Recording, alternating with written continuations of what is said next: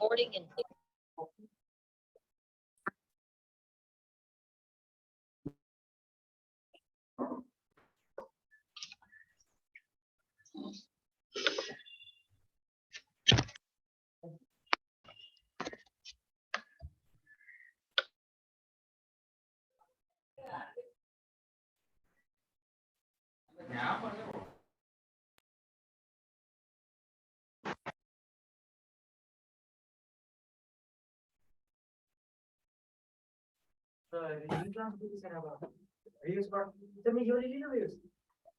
चार बजे वाली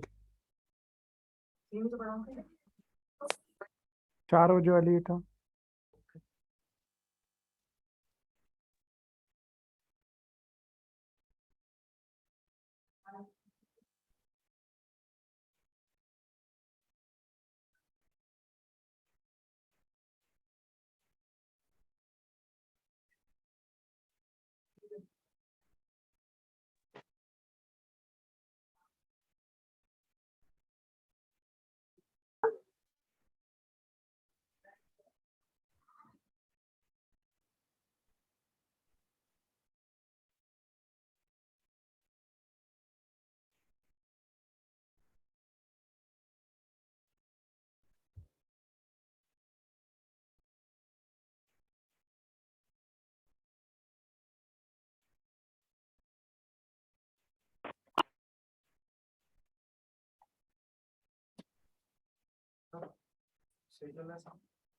वीडियो वगैरह अभी देख रहा हूँ।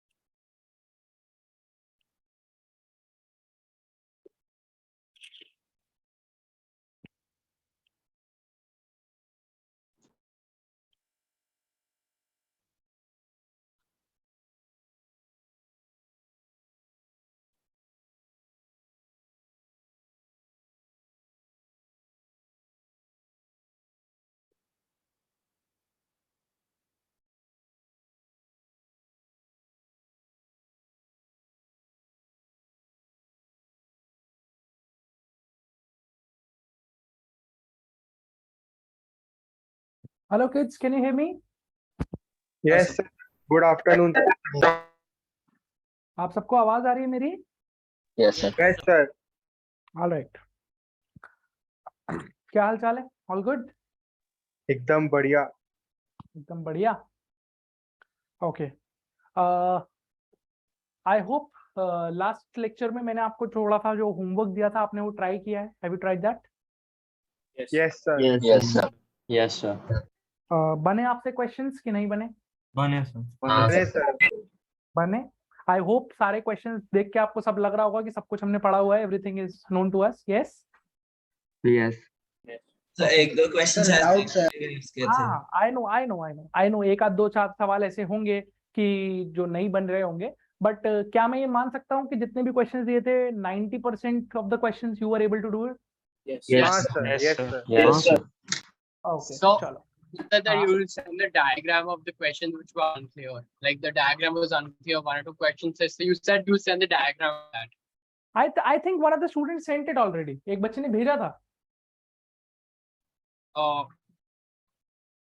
One of the Could we- students actually sent it. Can it be sent on the group then? Okay, I'll do it. Acha, one more thing.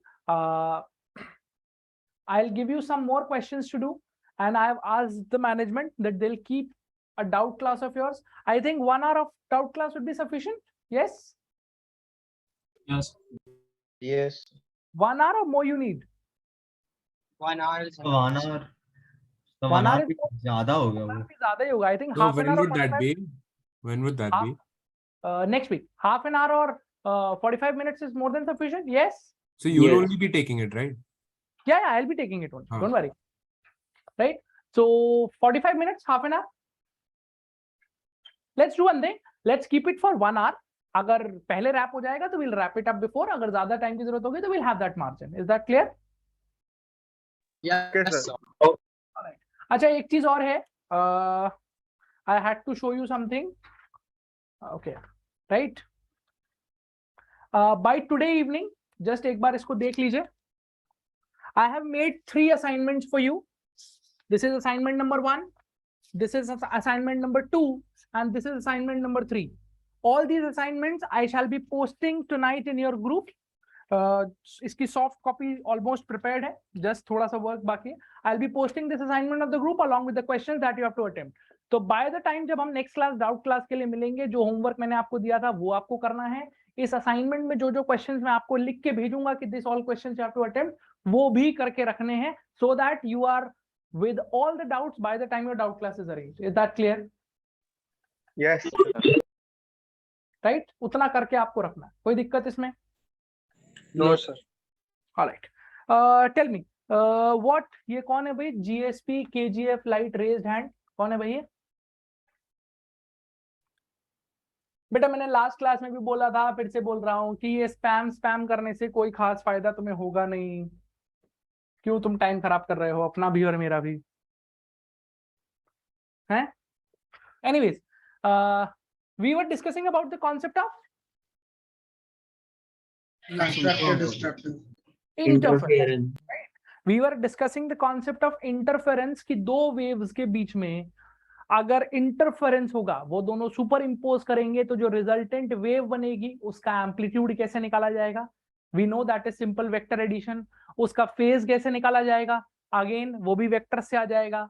फिर आपको ये भी बताया गया था कि कंस्ट्रक्टिव इंटरफेरेंस और डिस्ट्रक्टिव इंटरफेरेंस क्या होता है, रिजल्टेंट इंटेंसिटीज कैसे निकाली जाती हैं. Is that clear to you और not?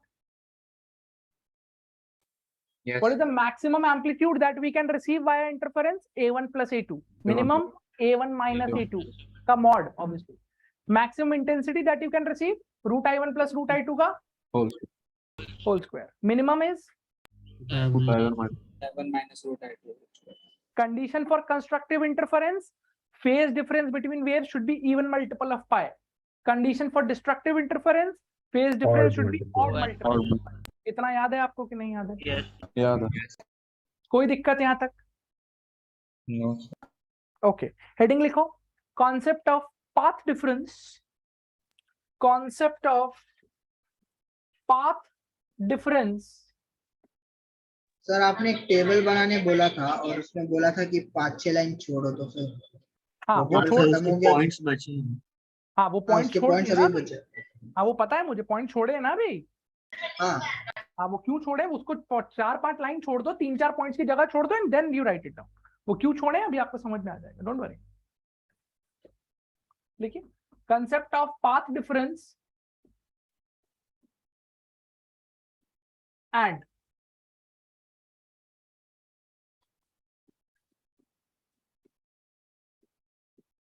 relation with phase difference. Relation with phase difference.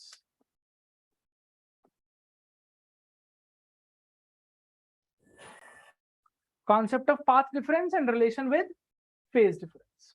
Please try to understand this. ध्यान से सुनिएगा. जैसे मान लीजिए ये एक रस्सी है और ये एक रस्सी है, ठीक है. आपने इस रस्सी पर एक वेव पल्स जनरेट किया ऐसे करके, और आपने इस रस्सी पर एक वेव पल्स जनरेट किया ऐसे करके, और यहां से ये वेव पल्स ऐसे आया और यहां से ये वेव पल्स ऐसे आया, और यहां पर आके इन दोनों का इंटरफेरेंस हुआ. इंटरफेरेंस मतलब यहां पर आके इन दोनों ने मीटअप किया और मीटअप होकर रिजल्टेंट वेव बनाई. ठीक है, कोई दिक्कत? मैंने आपको लास्ट लेक्चर में भी एक चीज समझाई थी कि क्या ये जरूरी है कि ये दोनों जो वेव्स हैं ये इन फेज हों. इन फेज मतलब इनके बीच में कोई फेज डिफरेंस ना हो, ऐसा जरूरी नहीं है. वो डिपेंड करेगा सोर्स के ऊपर. जैसे मैं फिर से बता देता हूं, हो सकता है इसको पकड़ के मैं ऐसे ऊपर की तरफ जर्क दूं पहले, और इसको पकड़ के मैं जर्क पहले नीचे की तरफ दूं, यानी कि ऑलरेडी मैं एक पाई का फेज डिफरेंस इसमें इंट्रोड्यूस कर दूं. बोलो, बात समझ में आती है? Yes. Yes. But that phase difference is the initial phase difference. वो फेज डिफरेंस वो है जो सोर्स की वजह से क्रिएट हुआ है. अब इसके अंदर एक और फेज डिफरेंस होता है which comes due to path difference. अब ये क्या पाथ डिफरेंस है? Let us try to understand. मान लो तुम्हारी वेव जब यहां तक, पहली वाली वेव की बात कर रहा हूं मैं, इसकी y1 की, ये जब यहां तक ऐसे चलते हुए आई है तो इसने कितना रास्ता ट्रैवल किया है? लेट अस से हाउ मच डिस्टेंस? x1. और ये वाली जो वेव है जो यहां से यहां तक चल के आई है, इसने कितना रास्ता ट्रैवल किया है? x2. ये वेव ने x1 ट्रैवल किया है, ये वेव ने कितना ट्रैवल किया है? x2 ट्रैवल किया है, और यहां पर इन दोनों का इंटरफेरेंस हुआ है. कैन यू टेल मी इनके बीच में पाथ डिफरेंस क्या है? x2 minus x1. यस, हमने एक टर्म इंट्रोड्यूस किया जिसको मैंने बोला delta x, and this delta x को हम बोलेंगे पाथ डिफरेंस.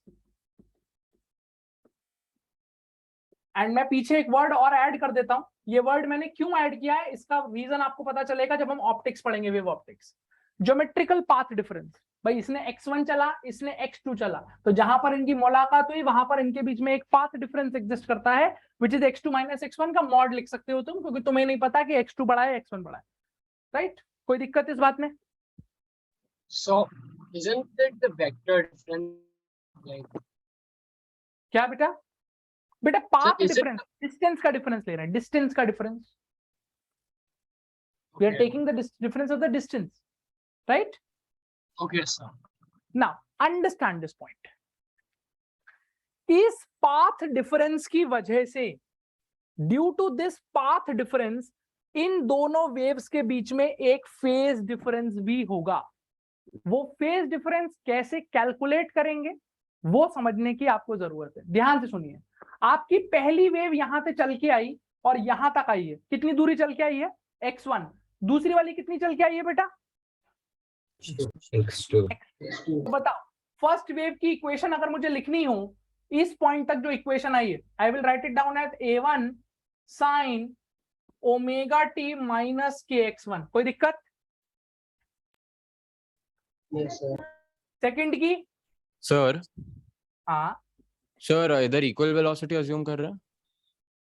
हाँ बेटा, अच्छा फिर ठीक है. ओमेगा और के देखो दोनों में सेम लिखा है मैंने, दिख रहा है? Yes sir. अब देखो भाई, पहली वेव की इक्वेशन कितनी है? Omega T minus k x1, दूसरी ओमेगा टी माइनस के x2. इस पॉइंट पे ये इक्वेशन होगी. टेल मी यस और no. Yes, sir. Yes sir.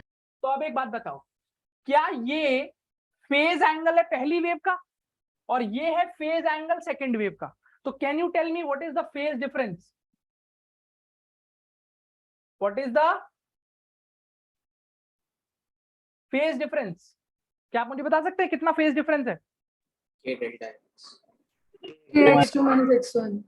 के जब आप फेज डिफरेंस निकालोगे तो ओमेगा वाली टर्म तो कट जाएगी. ये मैंने लास्ट लेक्चर में भी सेम चीज समझाई थी आपको. ओमेगा सेम क्यों ले रहे हैं हम? Because we are discussing the interference of coherent sources. Remember this और not? Yes, sir. Yes, sir. Omega वाली टर्म सेम है, तो जब इसको आप माइनस करोगे तो क्या ये k times x2 minus x1 आ जाएगा कि नहीं आ जाएगा? Okay fine. Phi is equal to k times what is x2 minus x1? x2 minus x1 is nothing but your delta x. यानी कि इन दोनों वेव्स के बीच में जब ये इंटरफेयर कर रहे हैं एक और नया फेज डिफरेंस क्रिएट हो गया है which is k times delta x. यानी कि यहां मैं लिखूंगा this phi is equal to k delta x. आप इसको ऐसे भी लिख सकते हो, आपको पता है k is nothing but 2 pi by lambda into delta x. इस रिलेशनशिप में ये डेल्टा एक्स क्या डिनोट कर रहा है बेटा? क्या डिनोट कर रहा है? Path difference. और ये फाई क्या डिनोट कर रहा है? बोलिए. Phase difference. Phase difference due to, this is due to phase difference due to path difference. Any problem? Any problem? So can you go to the previous slide? Yes, I can. So, Now, so here, हाँ बोलो बोलो. here we assume that we chose kx1 and kx2 on the basis that if the starting point shown on the diagram are the origins, then x1 and x2 are according to that, right? Yeah, they are the distances that are moved by the wave. Okay. Right. And Now, I have to ask you just one thing. अगर आप मेरे को ये चीज clear कर देंगे तो मैं आप समझ जाऊंगा कि आपका फंडा क्लियर है. Just look here. यहां तक कोई प्रॉब्लम? ये बात समझ में आती है? बोलो भाई, ये बात समझ में आती है कि नहीं? Yes, sir. Now tell me one thing. अगर मैं ऐसा लिखूं बेटा, y1 is equal to a1 sin omega t minus kx1 और y2 is equal to a2 sin omega t minus kx2 plus pi by 3. बोलो, ऐसा लिख सकते हैं? Yes, sir. Can you please tell me कि इन दोनों वेव्स के बीच में कितनी वजह से फेज डिफरेंस है? तो एक सोर्स की वजह से और एक पार्ट. एक तो बेटा ये फेज डिफरेंस है पाई बाई 3. बोलो मानते हो कि नहीं मानते हो? Yes. ये तो इनिशियली क्रिएट किया गया है ना, ये तो सोर्स ने क्रिएट किया गया है. इज दैट क्लियर और नॉट? Yes, sir. Yes. और फेज डिफरेंस मुझे दिख रहा है. जब तुम इसका फेज डिफरेंस निकालोगे टोटल, जब तुम टोटल फेज डिफरेंस निकालने जाओगे फाई, इसके फेज एंगल में से इसको माइनस करोगे तो I am sure you are able to see that this will be k times x2 minus x1 plus pi by 3. Any problem? अरे एनी प्रॉब्लम? अच्छा, इसको प्लस पाई बाई 3 करना है तो इसको यहां पर या तो कर लो या माइनस लिख देना, कोई दिक्कत वाली बात नहीं, उससे कोई प्रॉब्लम नहीं है. यहां पाई बाई 3 लिखी.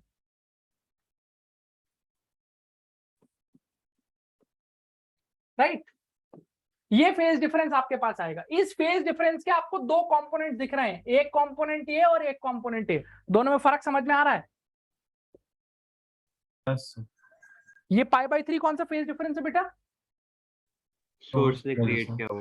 जो इनिशियली सोर्स ने क्रिएट किया. और ये किस वजह से क्रिएट हुआ है?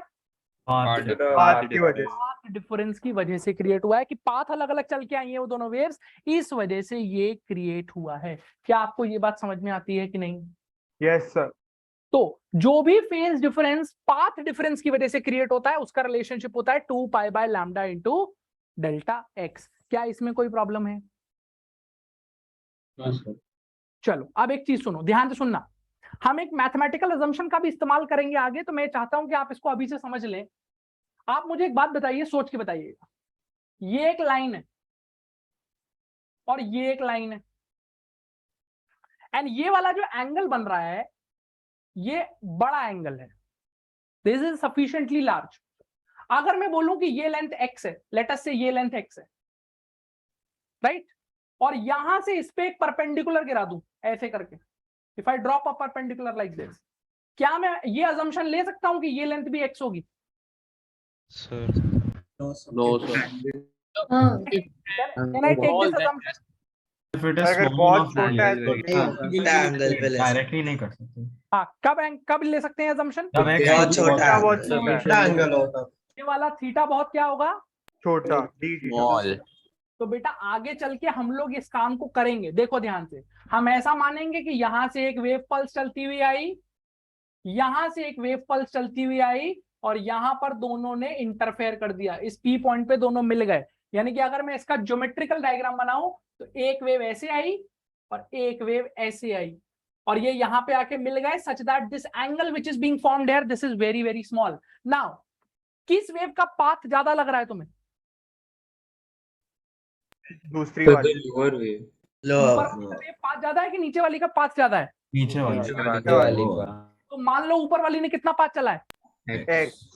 तो बेटा क्या मैं अजम्पशन ले सकता हूं कि यहां से if I drop a perpendicular this length is also x? Yes. Yes, sir. Yes, see sir. For yourself. क्या आपको दिख रहा है कि this is the extra path?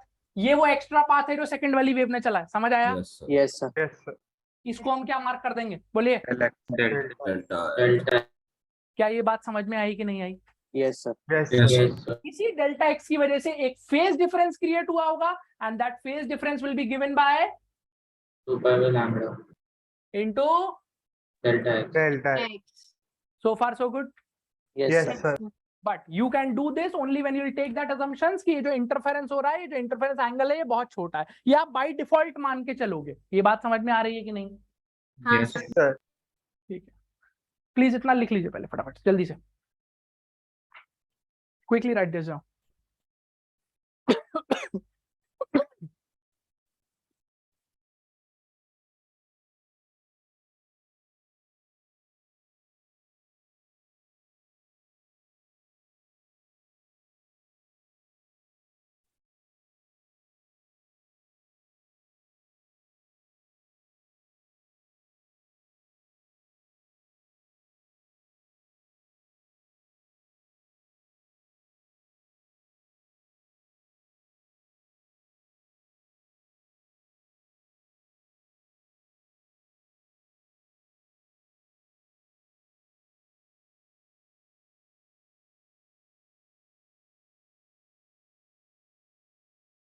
Sir आपने एक्सप्रेस पे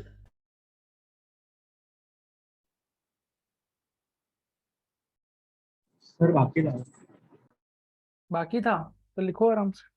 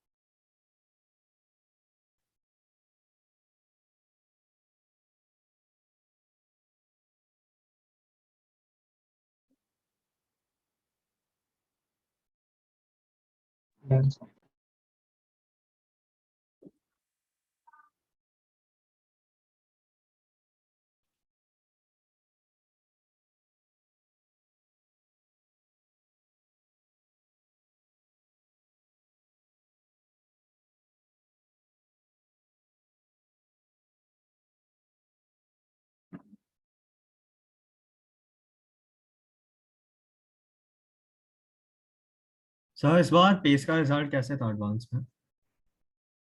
पेस का रिजल्ट एडवांस में हैज बीन गुड। हालांकि टू बी वेरी ऑनेस्ट सुबह से मुझे भी बेटा टाइम नहीं मिला है to catch hold of what the actual result is because I was busy with the PTM then I was having lectures that is why कोई आइडिया कोई क्या बार तो that relevant।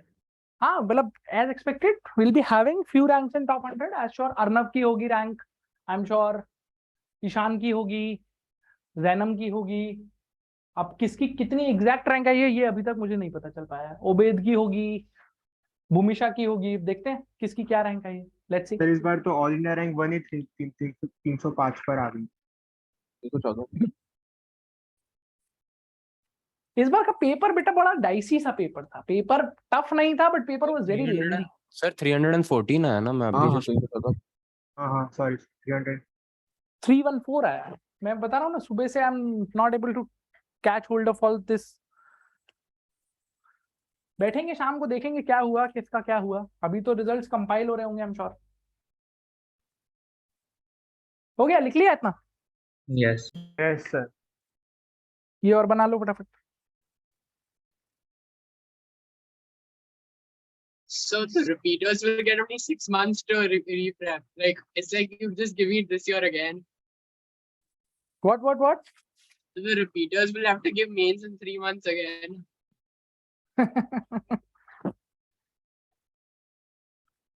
Why are you thinking about that?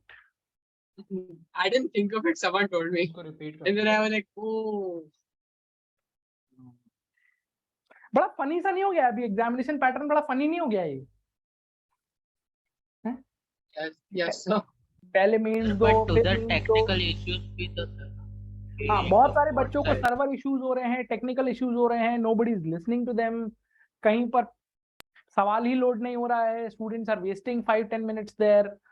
It's actually बहुत error free नहीं है system, but the thing is कि nobody is acknowledging और you can't really help it. क्या कर सकते हैं?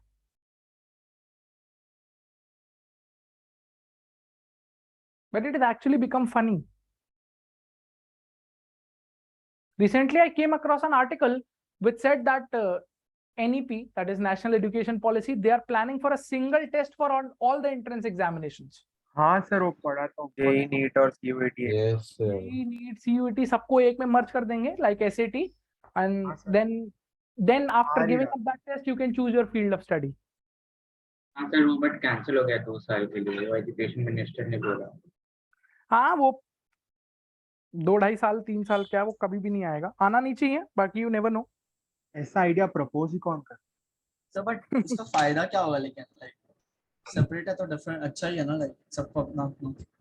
सेपरेट में बेटा ये है कि child has to go through so many examinations कि पहले जेईई मेंस का अटेम्प्ट 1 दे रहा है, फिर अटेम्प्ट 2 दे रहा है, फिर आईआईटी दे रहा है, फिर कुछ और दे रहा है, एंड ऑब्वियसली उससे ये भी है कि your options are also closed. मतलब एक बार आपने इंजीनियरिंग ले लिया, for example you took up an engineering stream, तो फिर आप इंजीनियरिंग का ही पेपर दे सकते हो। कई बच्चों का हो सकता है बीच में स्कूल ऑफ थॉट चेंज हो जाता है, they would want to change, तो वो ऐसा प्लान कर रहे हैं कि भाई 12th तक आप कॉमन पढ़ाई करो, 12th तक आप कॉमन चीजें पढ़ो, उसके बाद एक कॉमन टेस्ट दो, उस कॉमन टेस्ट के मार्क्स के बेसिस पे then you decide your field of study. समझ आई बात? लेकिन पसंद नहीं आया आइडिया। बेसिकली क्या होता है ना, basically see understand this point. आप में से बहुत सारे बच्चों ने 9th या 10th क्लास में डिसाइड कर लिया था that we will not take up biology. Reason being, एक तो बायोलॉजी आपने उतनी डिटेल में नहीं पढ़ी थी, उतनी इंटरेस्टिंग तरीके से नहीं पढ़ी थी। 10th तक की biology is very very what I should say, बहुत सिंपल सी बायोलॉजी होती है, कुछ ज्यादा पढ़ाया नहीं जाता, प्लस उतना डिटेल में जाके टीचर्स पढ़ाते भी नहीं है। तो समहाउ आपका इंटरेस्ट डेवलप नहीं हो पाया, समहाउ आपका इंटरेस्ट नहीं डेवलप हो पाया। हो सकता है पॉसिबली कि तुम 11th-12th में भी पढ़ते बायोलॉजी, कोई बहुत इंटरेस्टिंग तरीके से पढ़ाता and it might have caused you to develop interest in that, तो हो सकता है आप एक डिफरेंट डिसीजन लेते।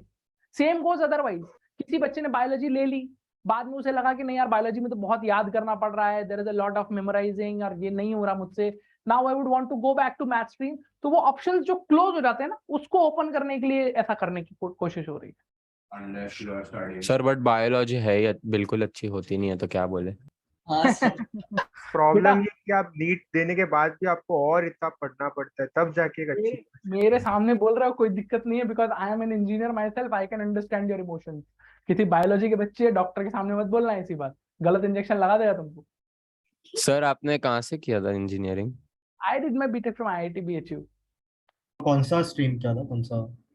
आई वाज इन माइनिंग इंजीनियरिंग, खनन अभियांत्रिकी हिंदी में बोलते हैं उसे। सर आप APCH सर को जानते हो, वो भी उधर से ही है ना?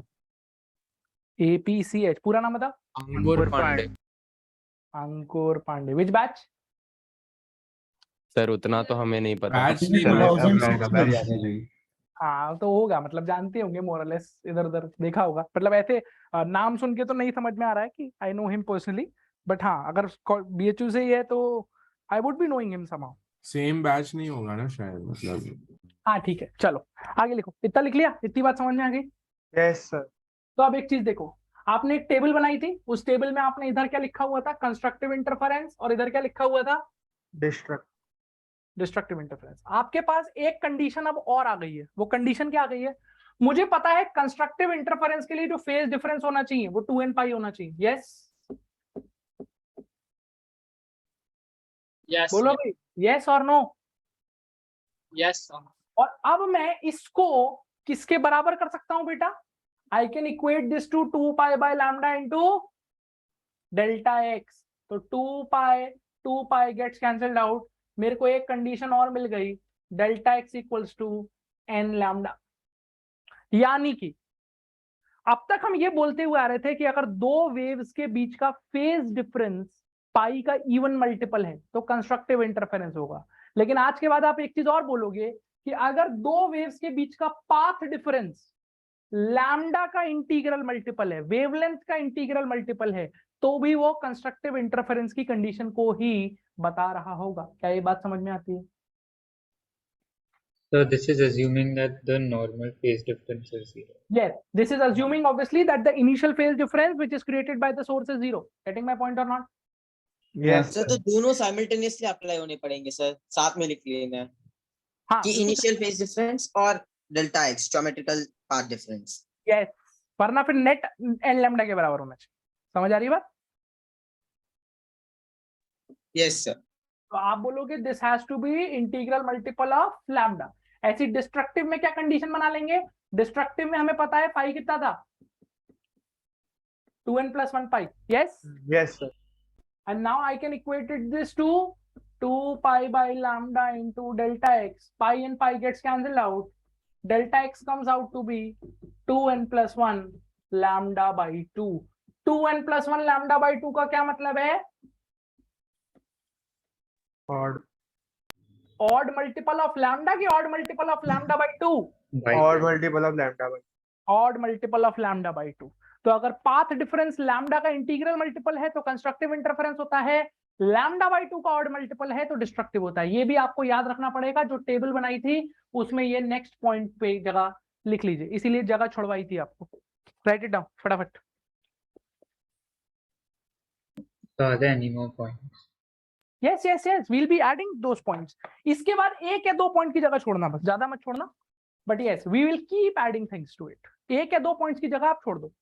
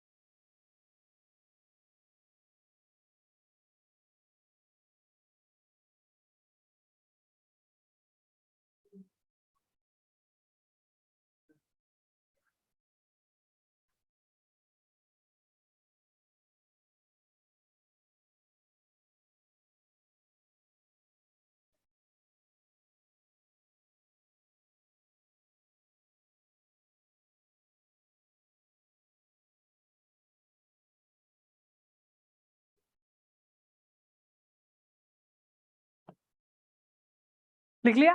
Done? Yes. Okay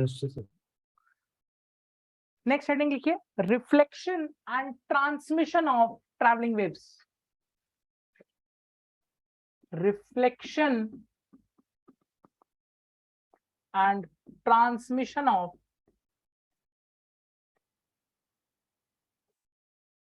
travelling waves.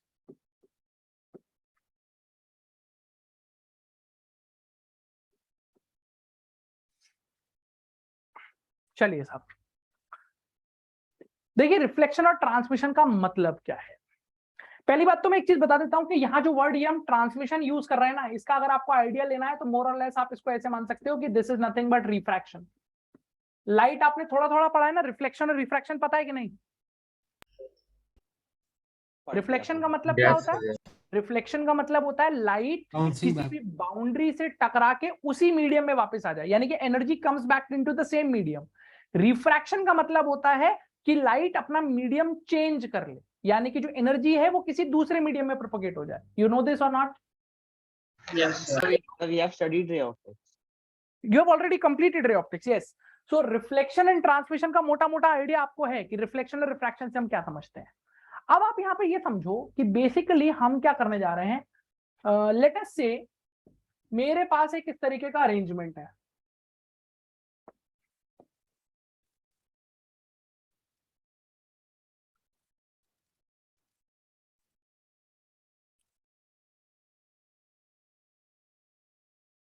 Right. ये दो रस्सियां हैं, I have these two strings and obviously please understand this, आपने इसको कहीं ना कहीं ऐसे करके फिक्स कर रखा है। दो रस्सियों का सिस्टम आपने क्रिएट किया है, इसको बोल दीजिए μ1 और इसको बोल दीजिए μ2। मैं जनरल केस लेके चल रहा हूं, कोई भी बड़ा हो सकता है, μ1 भी बड़ा हो सकता है, μ2 भी बड़ा हो सकता है, ये भी भारी हो सकती है, ये भी भारी हो सकती है, राइट। यानी कि ये जो बाउंड्री है जहां पर ये मीडियम चेंज हो रहा है, इसको हम अपना ओरिजिन लेके चलेंगे। I will consider this to be x equal to 0. This is my origin.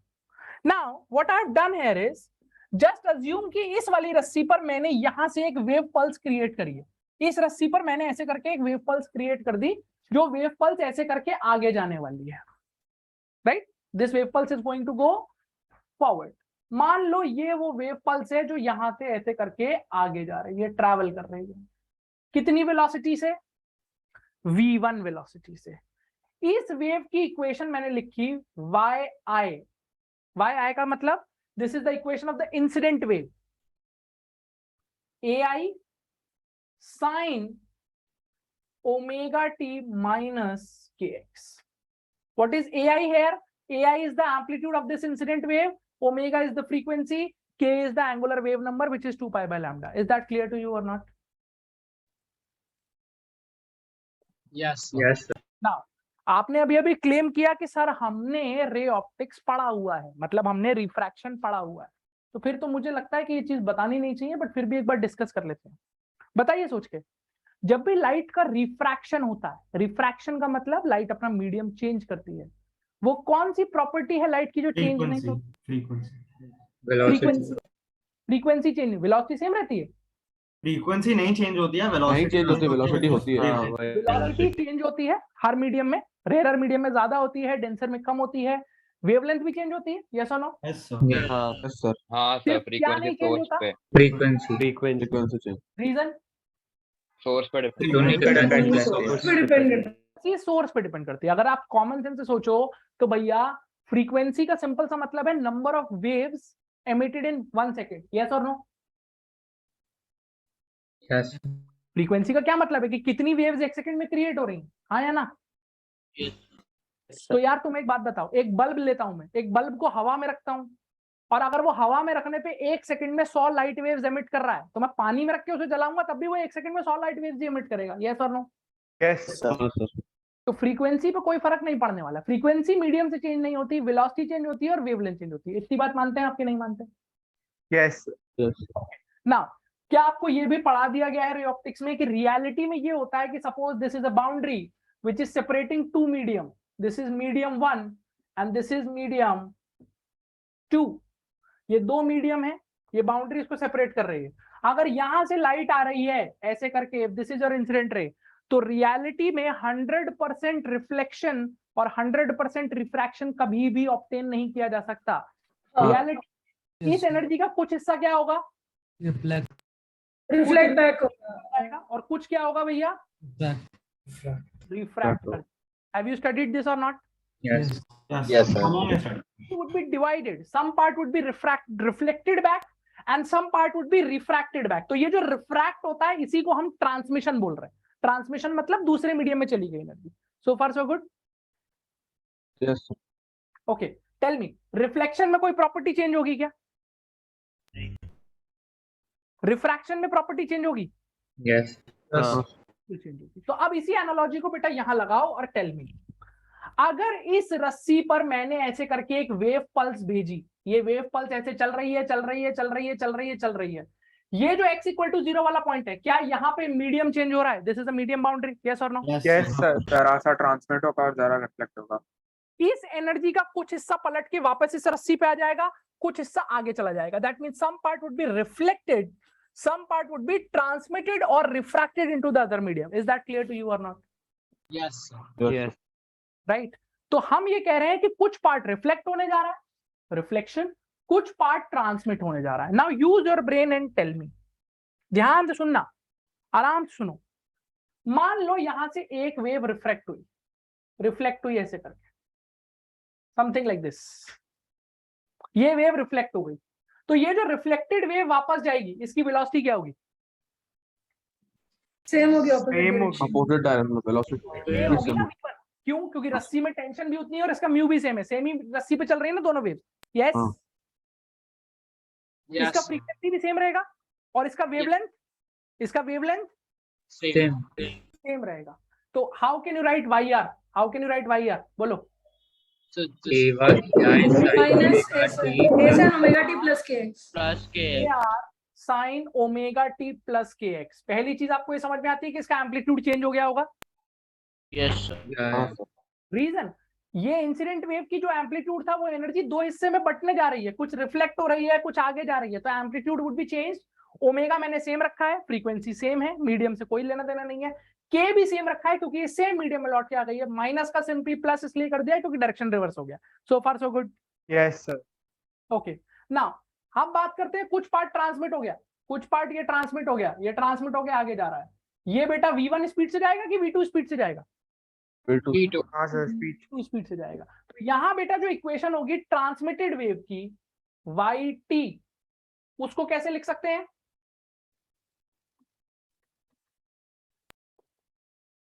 AT sign omega T minus KX। सोच के बताओ सही लिखा है गलत लिखा है? सर गलत लिखा है। गलत लिखा है। क्यों गलत लिखा है साहब? Sir What is wave the- velocity change है। सब चेंज हो जाएगा। क्या आपको समझ में आता है यहाँ पर K प्राइम आएगा? Yes sir. Yes sir. क्यों K प्राइम क्यों आएगा? वेलोसिटी चेंज हो गया तो वेलोसिटी चेंज। जब मीडियम चेंज हुआ है तो वेलोसिटी बदली है, वेलोसिटी बदली है तो वेवलेंथ बदली है, और K होता है 2 पाई बाय लैम्डा। तो लैम्डा अगर बदलेगा तो एंगुलर वेव नंबर भी बदलेगा। Is that clear to you और नॉट? यहाँ पे माइनस बदलेगा क्या? ओमेगा नहीं बदलेगा, फ्रीक्वेंसी मीडियम चेंज होने से चेंज होती है क्या? अभी तो बताया था यार, नो सर। फ्रीक्वेंसी चेंज नहीं होगी, आपकी वेव अपने मीडियम चेंज करेगी, frequency is not going to change. Omega omega omega will remain same. यहाँ माइनस का माइनस ही क्यों मेंटेन्ड है वो भी आपको समझ में आ गया होगा, ये सेम डायरेक्शन में आगे जा रही है। सो फार सो गुड। बोलो इतनी बात समझ में आती है? तो आपके जेईई एडवांस के पेपर में ये सवाल बहुत बार पूछा जाता है, आपको ये निकाल के दिखाना है। This you have to find AR and AT, मतलब जो रिफ्लेक्टेड वेव होगी उसका एम्पलीट्यूड कितना होगा, जो ट्रांसमिटेड पार्ट होगा उसका एम्पलीट्यूड कितना होगा। AR चाहिए, AT चाहिए ना, ऑब्वियसली आपको AR चाहिए और AT चाहिए इन टर्म्स ऑफ AR और AT किसके टर्म्स में निकालोगे? AI के टर्म्स में, कि भैया इंसिडेंट एम्पलीट्यूड का कितना हिस्सा रिफ्लेक्ट हो गया और इंसिडेंट एम्पलीट्यूड का कितना हिस्सा ट्रांसमिट हो गया। क्या है प्रॉब्लम स्टेटमेंट समझ में आता है? Yes sir. ठीक है, पहले इतना नोट करिए फिर इसका पोस्टमार्टम करते हैं। जल्दी से नोट करो।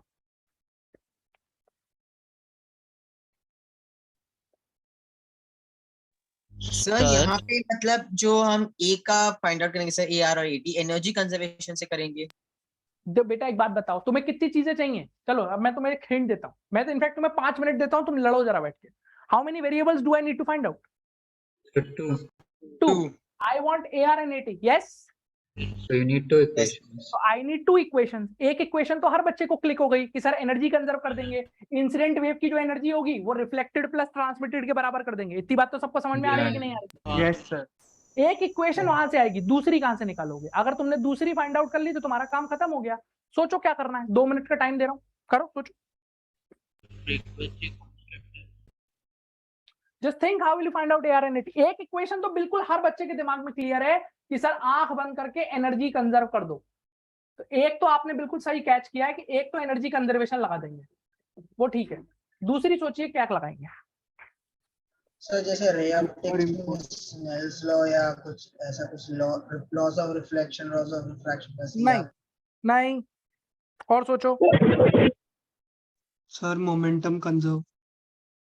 नहीं सर वेव्स को उल्टा इमेजिन करेंगे, लाइक दो वेव्स मिला के। Sir super. अच्छा पहले इतना नोट तो कर लो फिर बात करते हैं। Just note this down. Sir vector sum of AR and AT should be AI. उल्टा बोल रहा है, सोच सही रहे हो लेकिन थोड़ा उल्टा बोल रहे हो, ध्यान से सोचो।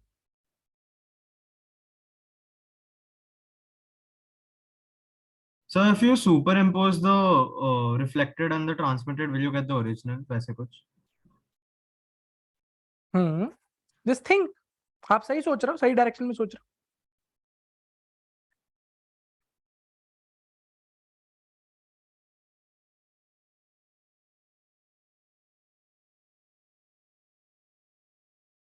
सर इंटरफेरेंस वाले पॉइंट पे yr plus yt is yr. y1 yi plus yt is yr. yi. yi. yr plus yt is yi interference वाले पॉइंट पे. No. yi plus yr will be yt. Just think properly. हाँ sir हाँ. हाँ sir हाँ हाँ. हाँ तो बस सही, वहां से इक्वेशन आ जाएगी.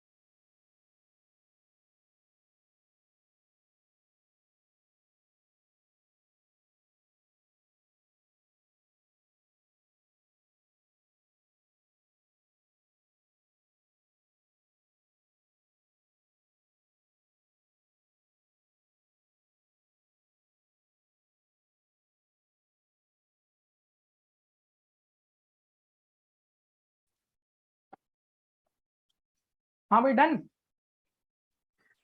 सर एक सेकंड, आप फर्स्ट वाले थोड़े स्लाइड्स दिखा देंगे, मैं स्क्रीनशॉट ले लेता हूँ, मैं थोड़ा मिस हो गया. ले लो बेटा, वरना नोट्स का जब एंड में शेयर करूंगा तो वहां से ले लेना. ठीक है हाँ ठीक है, एंड में कर लूंगा. हुआ बच्चों, कुछ फिगर आउट कर पाए? चलो इधर देखो. सब बोल तो दिया. हाँ, जिस बच्चे ने वो बोला था वो बिल्कुल सही बोला था. जस्ट लुक है, जो लोग नहीं पकड़ पाए वो यहां देखिए. ये आपकी स्ट्रिंग है.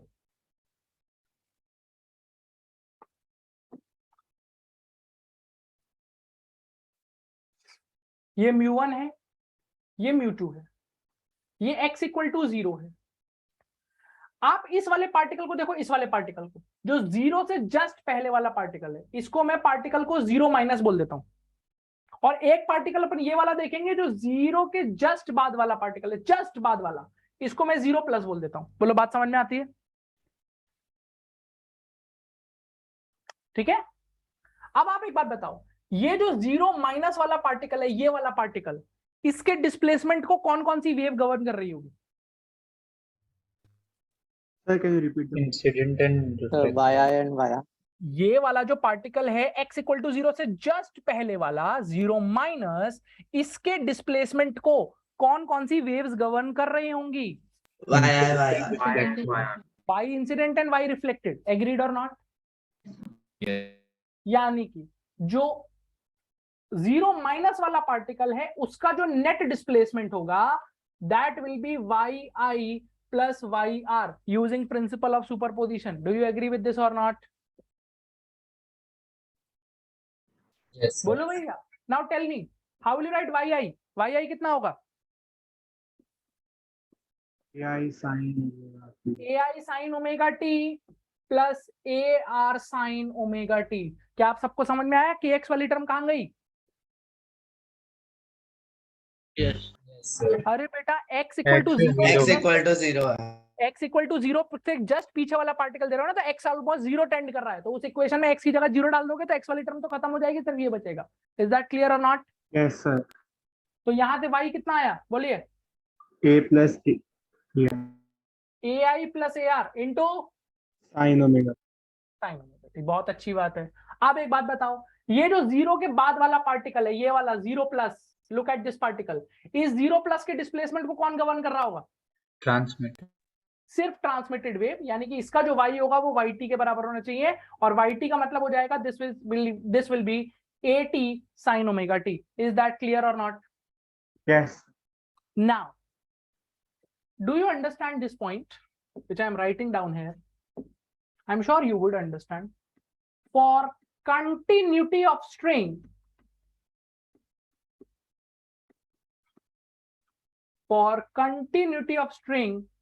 the displacement of 0 minus particle should be approximately equal to the displacement of 0 plus particle. Yes? Yes, sir. Otherwise, अरे कॉमन सेंस लगाओ ना यार. so it'll break now then. क्या? The string will only break if it's not the same. Exactly मान लो एक रस्सी के दो पार्टिकल है बिल्कुल बगल बगल वाले, तो ऐसा थोड़ी हो सकता है कि एक मीन पे और एक बिल्कुल एम्पलीट्यूड पे टंगा हो. ऐसा पॉसिबल है? वेलोसिटी सेम होगा ना. ऐसा पॉसिबल है क्या? दोनों की वर्टिकल वेलोसिटी ऑलमोस्ट सेम होगी, पोजीशन भी सेम होगी. यस और नो? Yes sir.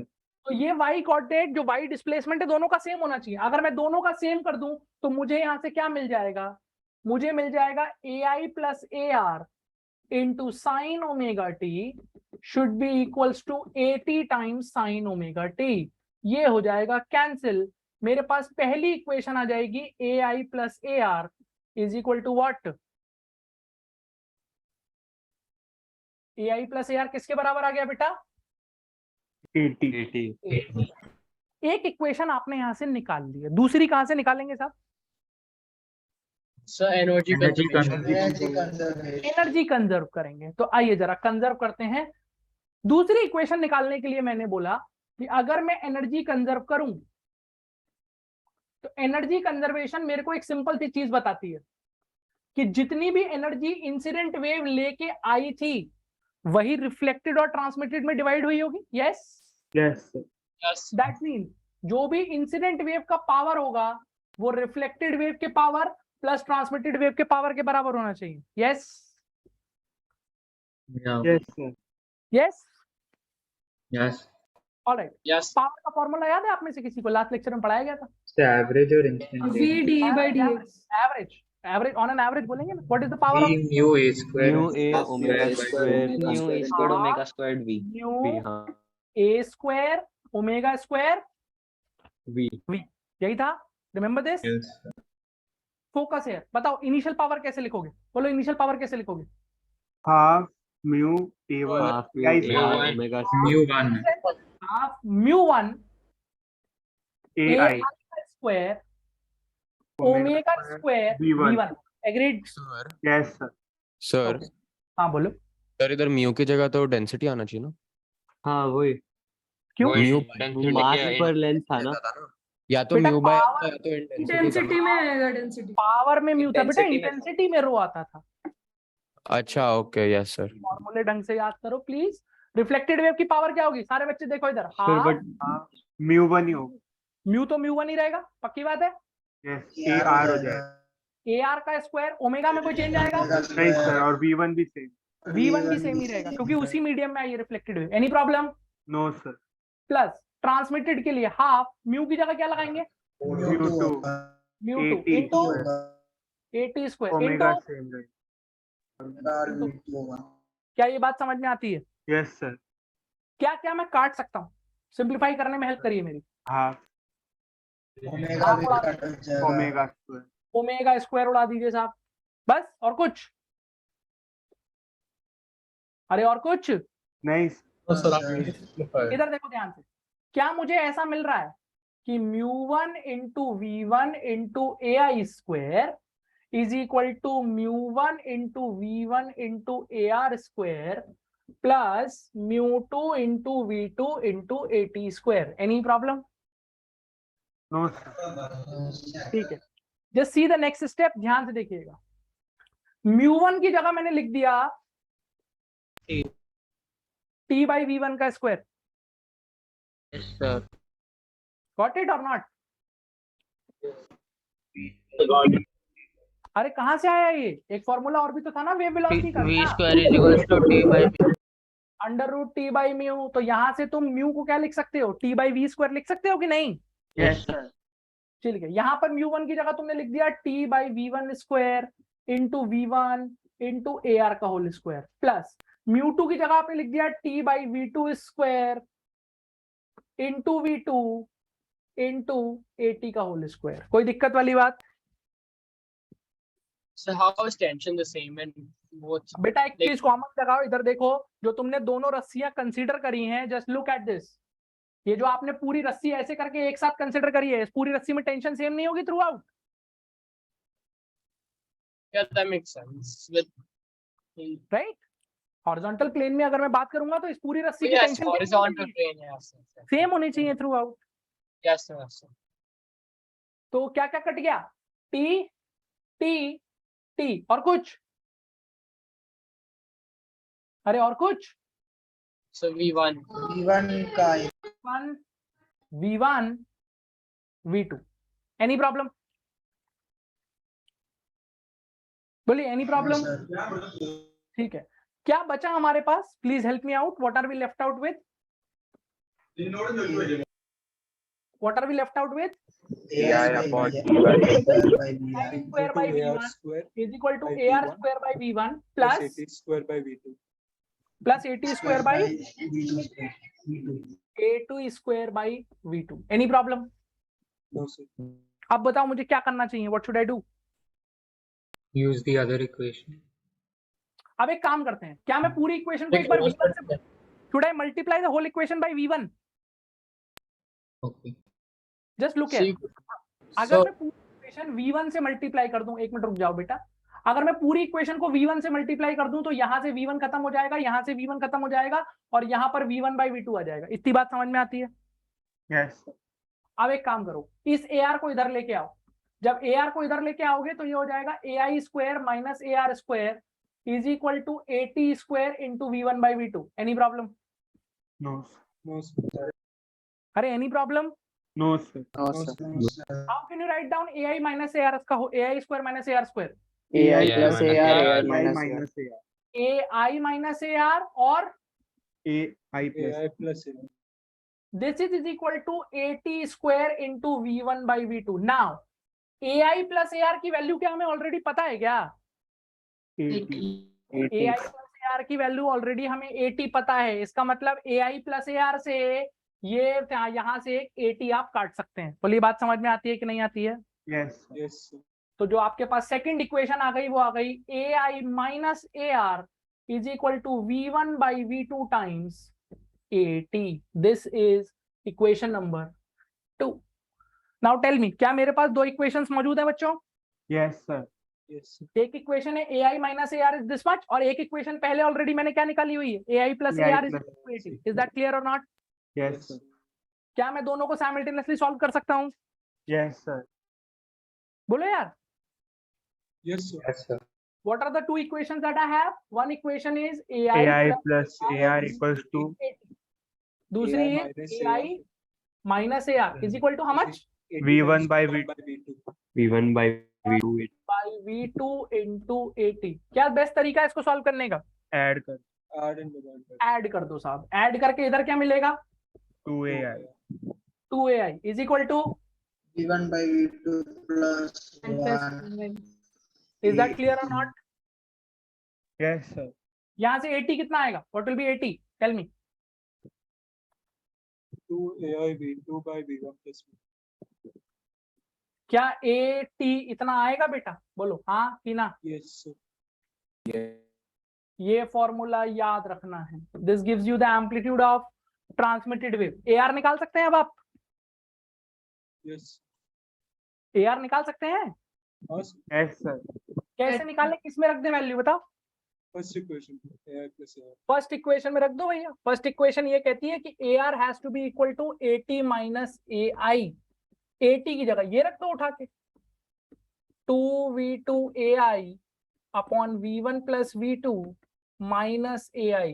यहां से AI तो कॉमन आ जाएगा, कितना आ जाएगा बोलेंगे आप? V1 minus V2 minus V1 by V1 V2 plus minus V1 upon V1 plus V2। Is that clear to you or not? Yes, sir. बोलो भैया, क्या ये बात समझ में आ गई कि नहीं आ गई? सर हाँ बोलो। सर हम ये जो आपने बॉक्स में डाला है फाइनल रिजल्ट वो भी याद कर सकते हैं या तो फिर आपने जो दो इक्वेशन लिखे सर वो भी याद कर सकते हैं?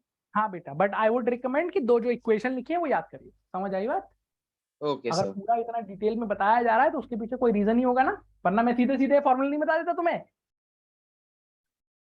ये याद कर लेते, बात खत्म हो जाती। Yes sir. इससे हम लोग क्या निकाल सकते हैं? किसका एम्पलीट्यूड? रिफ्लेक्टेड वेव का एम्पलीट्यूड। और इससे हम क्या निकाल सकते हैं? Transmitted wave. ट्रांसमिटेड वेव का एम्पलीट्यूड। बोलो बात समझ में आती है? हाँ, sir. पक्की बात है? Yes sir. अब मैं चाहता हूं कि आप कुछ देखें और कुछ फील करें। पहले नोट करेंगे कि पहले थोड़ा सा डिस्कशन और कर लें? पहले थोड़ा सा डिस्कशन कर लें। Yes sir. यस ध्यान दो ना। इस 80 को देखो जरा, सिर्फ एक पॉइंट दिखा रहा हूं, फिर मैं थोड़ा और डिटेल में बाद में लेके चलूंगा जब नोट कर लोगे। इस 80 को देखो, सोच के बताओ। इस 80 का वही साइन आएगा जो AI का साइन होगा। यस यस यस अरे ये जो टर्म लिखी हुई है, ये वाली, ये क्या ये नेगेटिव हो सकती है? नहीं सर। नहीं सर। नहीं तो नहीं नहीं 80 का साइन वही होगा जो AI का साइन होगा। मतलब अगर इनिशियल वेव का एम्पलीट्यूड और ट्रांसमिटेड वेव का एम्पलीट्यूड सेम ही साइन के होंगे। Yes yes sir.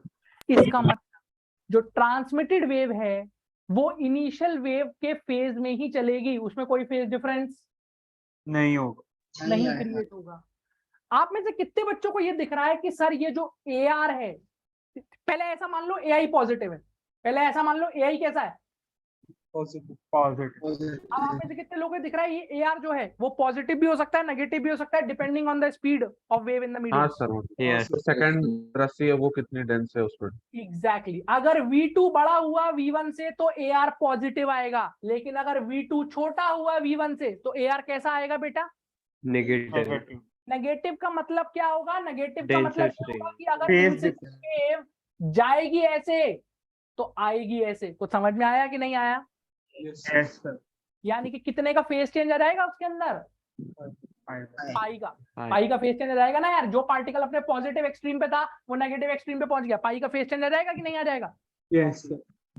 तो कौन सी वेव में फेज चेंज आ सकता है? रिफ्लेक्टेड।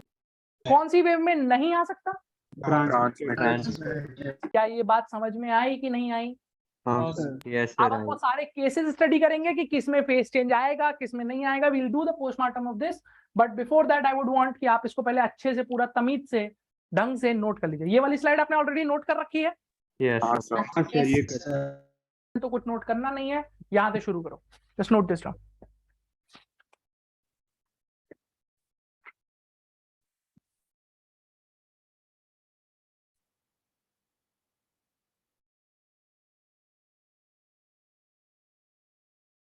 सर जैसे रिफ्रैक्शन में मतलब टोटल इंटरनल रिफ्लेक्शन होता है तो सर इसमें पॉसिबल नहीं होगा ना? नहीं बेटा, यहाँ पॉसिबल नहीं होगा। यहाँ पॉसिबल तभी होगा जब तू रस्सी में मान ले यहाँ से आगे कोई मीडियम ही मत रख। सर आगे मान ले कुछ है ही नहीं जाने के लिए। समझ आई बात? उस केस में सारी की सारी एनर्जी टकरा के लौट आएगी। क्लियर और नॉट? Yes sir.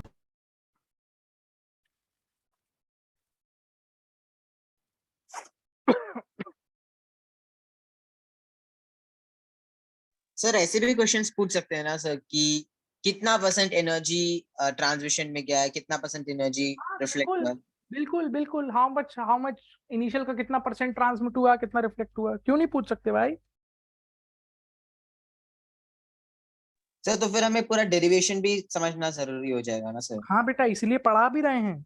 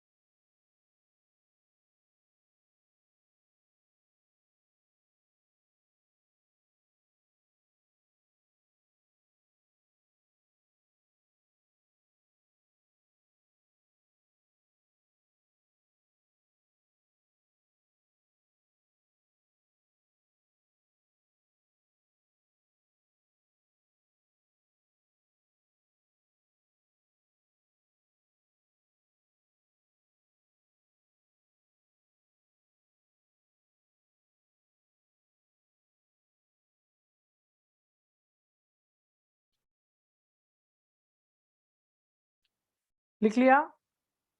Yes. ये वाला नोट कर लिया? एक सेकंड सर।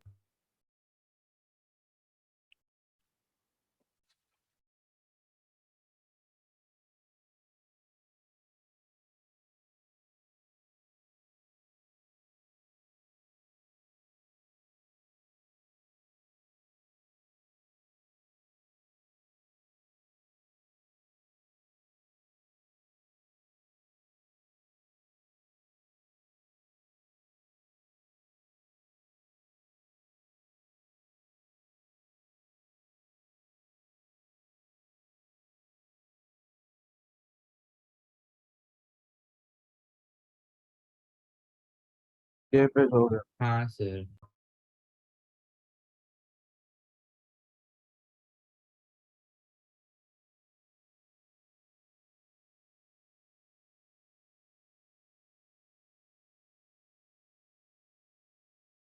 सर सर एक डाउट था इसमें।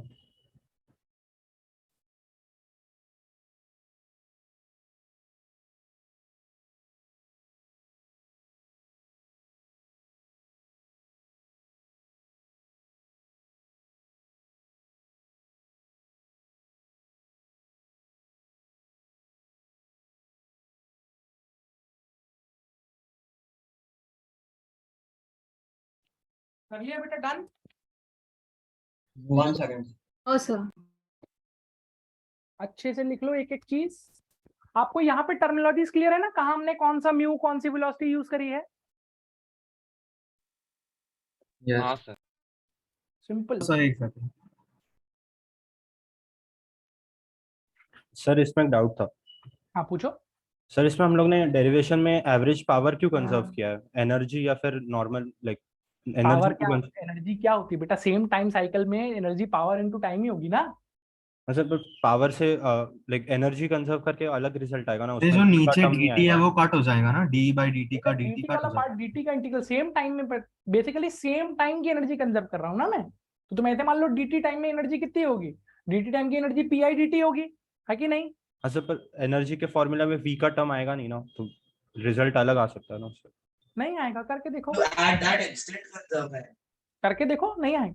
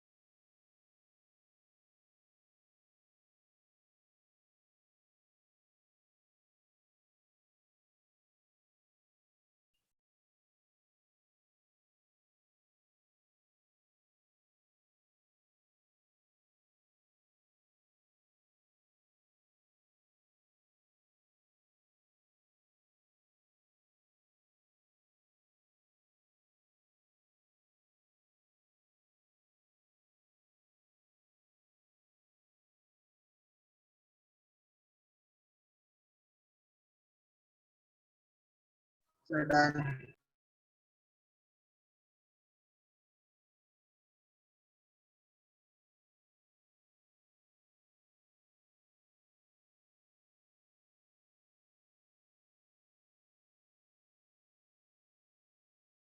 सर ये AI प्लस AI वाला रिपीट कर सकते हैं क्या?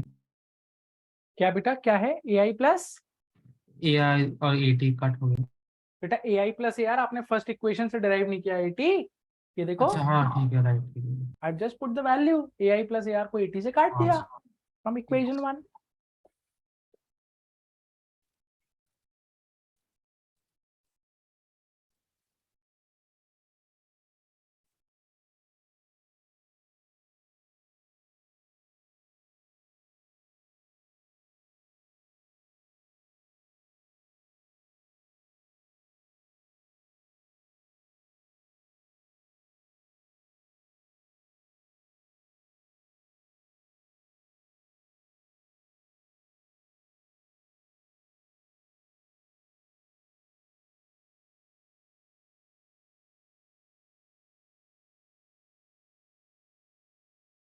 So 1 minute.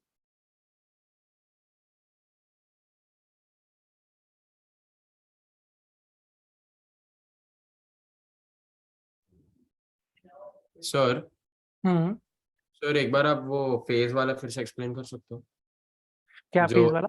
AT और AR का? हाँ, वो भी वही उसी का डिस्कशन करने जा रहा है बेटा, उसको छोड़ दो। यहाँ फॉर्मूला तक क्लियर है तुमको? यस। हाँ, we are going to discuss that again, don't worry. हाँ भाई, हो गया इतना? ये पेज बचा, ये पेज बचा हुआ है तो लिखो भैया ये पेज फटाफट। आई वुड रिकमेंड कि आपको पूरा डेरिवेशन याद रहे, नहीं याद रहता है इन एनी केस एटलीस्ट ये याद होने चाहिए, AR एंड AT। अभी आप जब अपने PYQs अटेम्प्ट करेंगे तो आपको पता चलेगा कि बहुत सारे सवाल यहाँ से पूछे जा चुके हैं, पूछे जाते हैं। पैसेज पूछा जा चुका है एक पूरा इस पर, कंपोजिट स्ट्रिंग पर, कि 2 स्ट्रिंग्स जोड़ दी अलग अलग म्यू की, उस पर पूरा एक पैसेज पूछा जा चुका है। तो ये आपको बिल्कुल अच्छे से याद होना चाहिए, ऑन पॉइंट। आपने जब मॉड्यूल के क्वेश्चंस किए होंगे तो भी आपको एक चीज फील हुई होगी कि many of the questions are formula based only. अगर फॉर्मूला याद नहीं है तो आप नहीं अटेम्प्ट कर पाओगे क्वेश्चंस को, ठीक है? यस सर ये चैप्टर से फॉर्मूला बेस्ड ही ज्यादा आते हैं। सर साइड क्या कह रहे हो बेटा? ये चैप्टर से फॉर्मूला बेस्ड क्वेश्चंस आते हैं ज्यादा। हाँ बेटा, इस चैप्टर से फॉर्मूला बेस्ड क्वेश्चन ज्यादा आते हैं, श्योर शॉर्ट मार्क्स होते हैं, क्वेश्चन गलत होने के चांसेस होते नहीं हैं। 4 सवाल अगर आ रहे हैं वेव्स प्लस वे ऑप्टिक्स मिला के तो 16 नंबर गिफ्ट है। समझ आ रही है बात? हाँ सर। क्या कह रहे हो? Previous page. Previous page is this.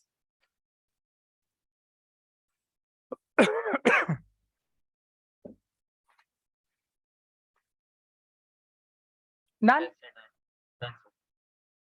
All right.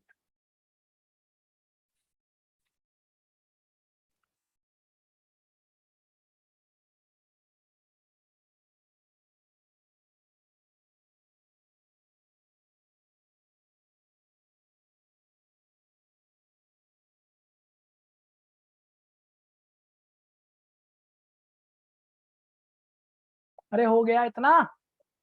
Yes sir. बस और 1 सेकंड। ठीक है।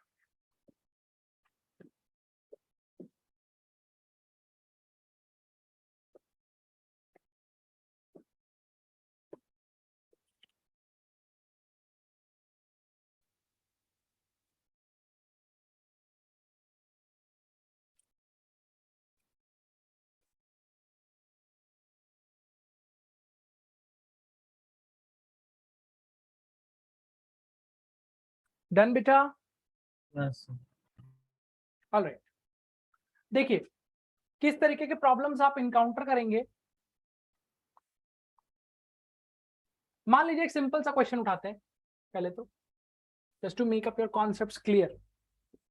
ये एक रस्सी है, ये एक रस्सी है, आपसे कह दिया this is 4 mu, this is mu. ये भारी रस्सी है, ये हल्की रस्सी है, ठीक है जी।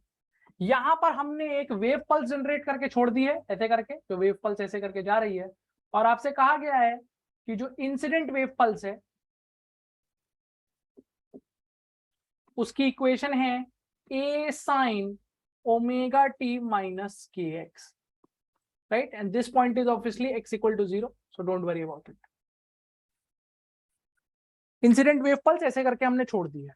आपको निकालना क्या है? आपको निकालना है equation of reflected wave. Reflected wave की इक्वेशन क्या होगी, और equation of transmitted wave, transmitted wave की इक्वेशन क्या होगी, ये आपको बताना है, ठीक है जी। चलिए शुरू करते हैं। सबसे पहले पहली वाली रस्सी के बारे में बात करते हैं। इस पर जो वेलोसिटी होगी v1 वो होगी under root of t by 4 mu. कोई दिक्कत? No sir. इसको बेटा मैं v बोल देता हूं, इसको मैं क्या बोल देता हूं? v। तो यहां पर वेलोसिटी कितनी होगी सेकंड मीडियम में? v2 t by mu. क्या मैं इसे 2v बोल सकता हूं? Yes sir. यस। तो अब एक बार बताओ किस में वेलोसिटी ज्यादा है? Next one. नेक्स्ट वन में, पक्की बात है? Yes sir.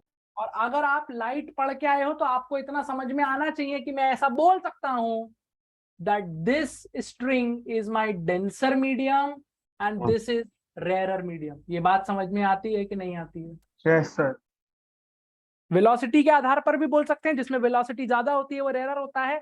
आपको मटेरियल डेंसिटी से भी दिख रहा होगा, this is the denser medium, this is the rare medium. कोई दिक्कत वाली बात इसमें? कोई दिक्कत वाली बात? No, sir. चलिए AR कैलकुलेट करते हैं. AR का फॉर्मूला है V2 minus V1 upon V2 plus V1 into AI. इसको आप कैलकुलेट करोगे तो ये हो जाएगा 2V minus V upon 2V plus V into A. कितना आ रहा है भाई? इधर कितना आ रहा है? A/3. प्लस का A/3 कि माइनस का A/3? प्लस. क्या मतलब है इसका? रिफ्लेक्टेड वेव में फेस चेंज आया है कि नहीं आया है? नहीं आया. नहीं आया. वेव में कोई फेस चेंज नहीं है. नहीं आया है. क्या ये बात समझ में आती है कि नहीं आती है? Yes, sir. Yes. Reflected wave में कोई फेस चेंज नहीं आई. तो बताइए, can you tell me what is the equation of the reflected wave? Sir, A/3 sin omega t plus A/3 sin of omega t plus kx. Why plus? Got it or not? Yes, sir. Direction. शाबाश. आओ ये transmitted निकालें. Transmitted की equation होती है 2v2 into AI upon V1 V1 plus plus V2. तो ये हो जाएगा 2 इंटू V2 कितना है? V2 है 2V upon V plus 2V हो जाएगा 3V इंटू A. क्या ये 4A/3 आ रहा है कि नहीं आ रहा है? Yes, sir. नाउ ध्यान से सुनना. ट्रांसमिटेड की इक्वेशन मैंने लिखी 4A/3 sine of omega T minus kx. सही है कि गलत है? K/2 होना चाहिए. देखिए ना, आपने माइनस का माइनस मेंटेन किया क्योंकि ट्रांसमिटेड वेव की डायरेक्शन चेंज नहीं होगी, पर इसमें k चेंज होगा कि नहीं होगा? होगा. हाँ सर. आप कैसे बता सकते हो कि इसमें k कितना K/2 होगा. K/2 होगा. कैसे पहचाना?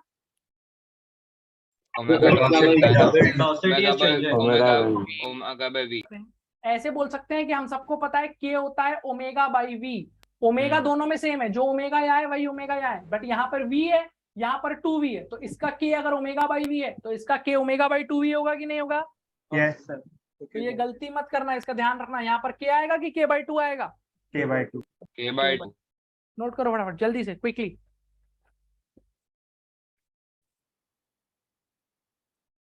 अगर इसमें आप k बोल रहे हैं, इसको आप k बोल रहे हैं, तो इसका जो k प्राइम होगा that would be K/2.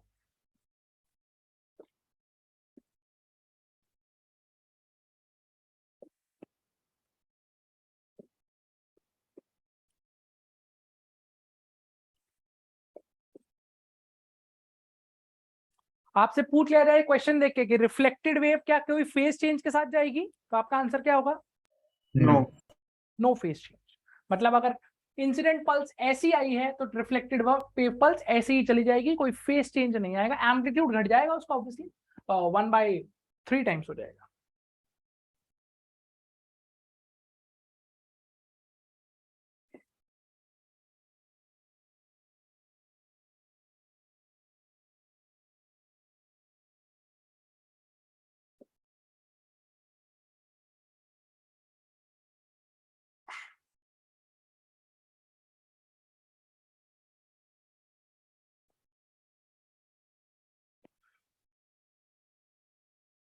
Done.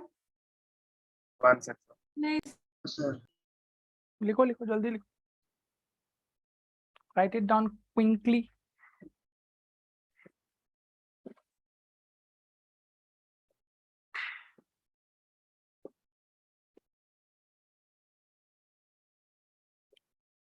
Sir आप रिपीट कर सकते हो कि फेज डिफरेंस क्यों नहीं होगा? बेटा पॉजिटिव ही आया ना के. देखो ना इधर देखो, सिर्फ यहाँ डायरेक्शन ही तो चेंज किया है तुमने रिफ्लेक्टेड वेव की इक्वेशन और इंसिडेंट वेव की इक्वेशन में. कोई एडेड फेज डिफरेंस थोड़ी है. इसको ऐसे भी बोल सकते हो कि अगर इसका एम्पलीट्यूड a था और इसका A/3 है, पॉजिटिव ही है ना दोनों. हाँ ओके सर.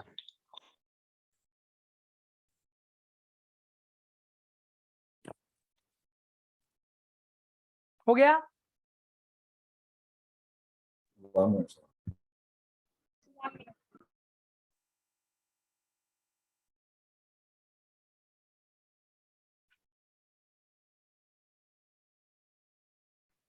सर हम phase difference with respect to incident wave बोल रहे हैं ना? ऑब्वियसली, और किसके रिस्पेक्ट में बोलोगे?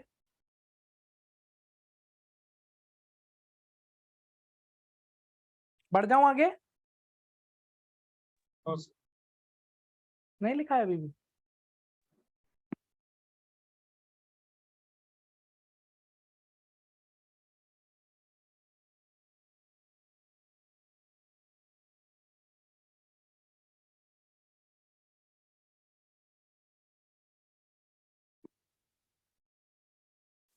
हो गया?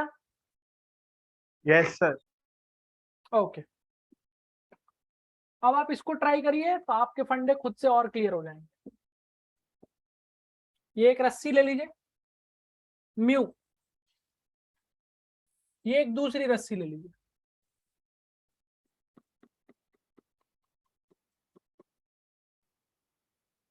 Nine mu.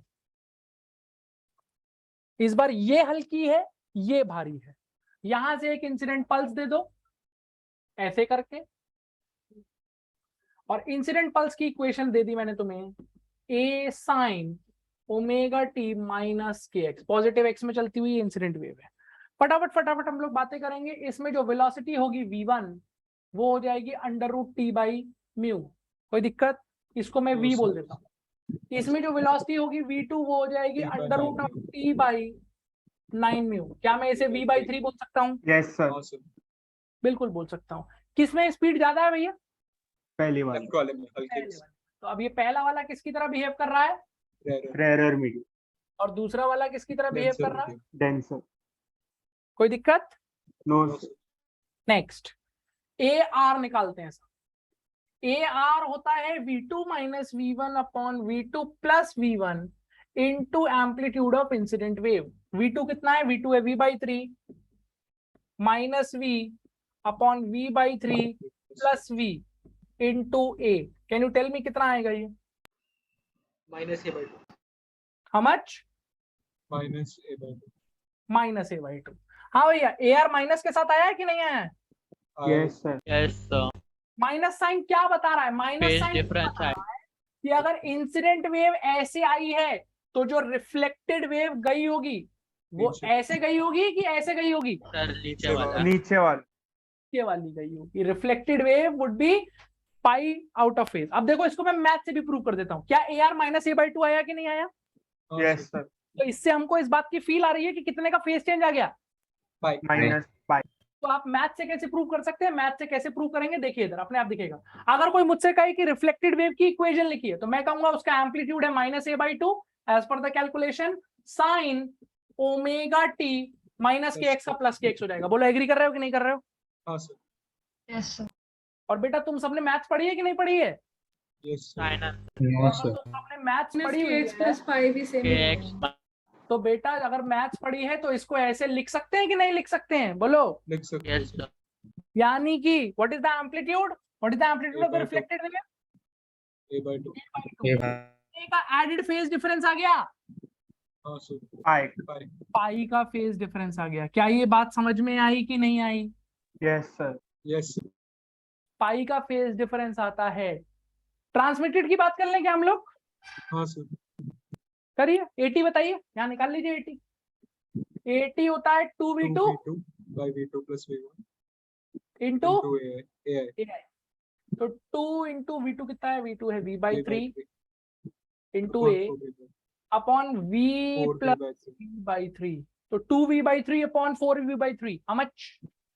a/2 with a positive sign. Yes yes. तो ट्रांसमिटेड में तो कभी भी कोई फेज चेंज आने वाला नहीं है।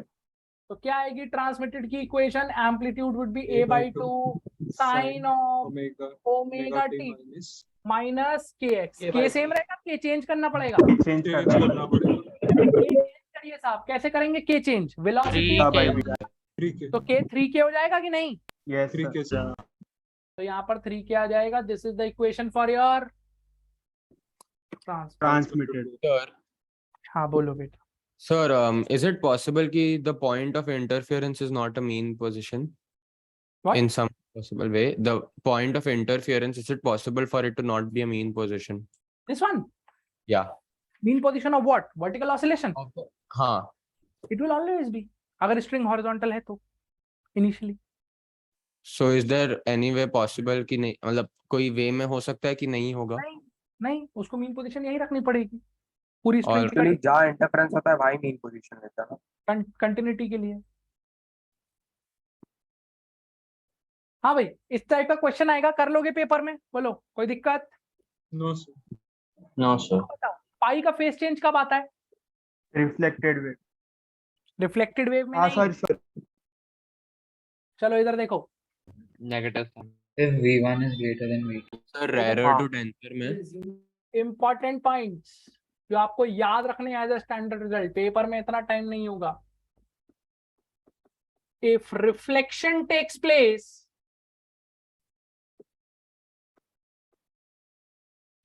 at rarer denser boundary, और जब मैं रेयर डेंसर लिख रहा हूं तो ऐसे लिखना है एरो बना के कि रेयर टू डेंसर बाउंड्री, मतलब वेव किस मीडियम से किस मीडियम में जा रही है? रेयर से डेंसर। रेयर से denser, which is this case. Can you see this और not?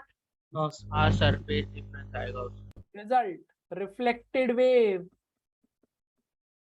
Is pi out of phase, या ऐसे लिख लेना, रिफ्लेक्टेड वेव में कितने का फेज डिफरेंस आ जाएगा बेटा? पाई का। दूसरा, if reflection is at denser to rarer boundary, कैसी बाउंड्री में? डेंसर से rarer boundary,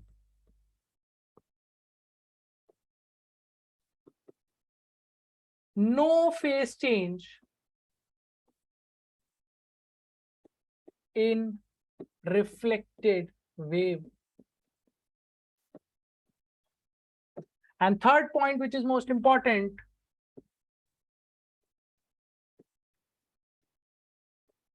transmitted wave is always, क्या लिखोगे? Same, zero in phase. Is always in same phase, With always in incident same wave. phase with Incident. किसी की velocity कम हो ज्यादा हो, उससे ट्रांसमिटेड की सेहत पे कोई फर्क नहीं पड़ेगा, सिर्फ रिफ्लेक्टिंग बढ़ता है। क्या ये तीनों पॉइंट समझ में आ गए with examples? Any problem? No. ये नोट करिए and then note the points. ये एग्जांपल नोट करना है, छोड़ दे? यस सर, नोट करना है ना सर। कर लो कर लो कर लो, नोट डाउन एवरीथिंग जो भी मैंने लिखा है। एक एक पॉइंट को अच्छे से ढंग से नोट करो, याद रहना चाहिए तुम्हें। रेयर डेंसर बाउंड्री, पाई का phase change, denser rarer boundary, no change.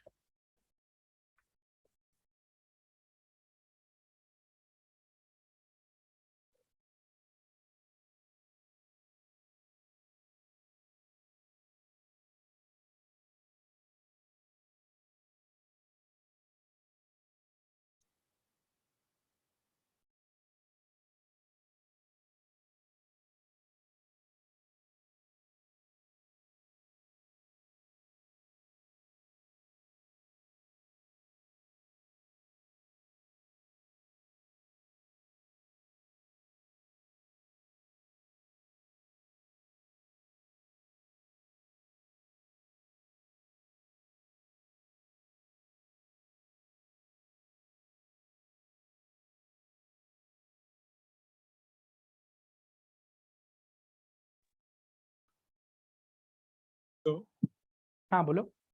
is it possible for the phase difference to be anything other than 0 and pi, like 2 pi by 3 or pi by In 3? reflection, you're talking particularly? No. Yes, sir. No, not possible. no. Okay, sir. Thank you. Otherwise, anything can be possible, right? Yeah. Otherwise, everything is true.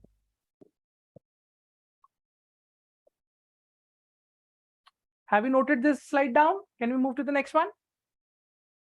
One. Okay.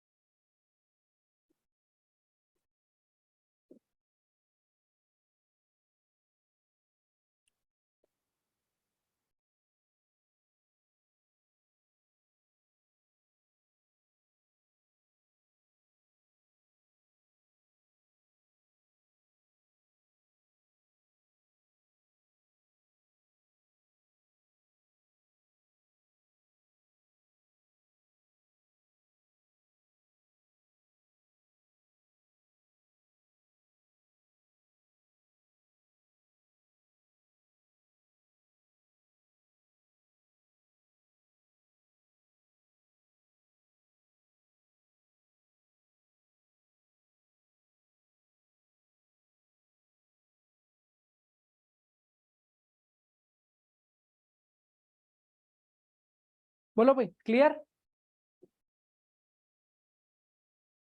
Yes sir. तो AR80 को equate नहीं कर रहा है ना, वो wave की equation है ना, आपने बॉक्स में AR80 को इक्वेट कर दिया।